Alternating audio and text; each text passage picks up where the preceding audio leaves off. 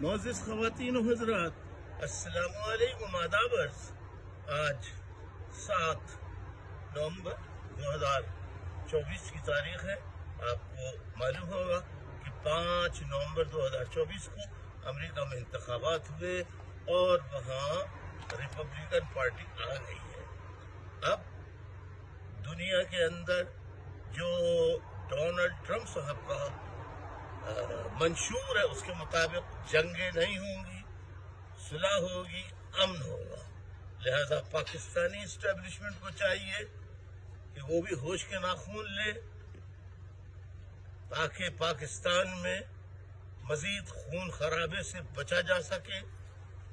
فوج کا، military establishment اور پاکستان کی پوری ایگزیکٹو کا جو دائرہ کار ہے اس میں رہے۔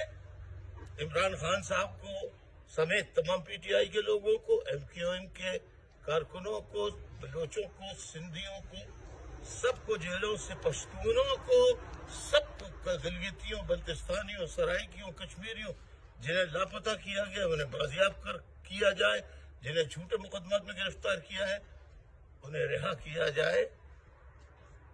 لیکن لوگوں، اگر اسٹیبلشمنٹ اپنا رویہ نہیں بدلتی ہے تو انقلاب کے لیے اپنے آپ کو تیار رکھیے۔ انقلاب کے بغیر تبدیلیاں نہیں آتی۔ انقلاب، انقلاب، انقلاب، زندہ باد۔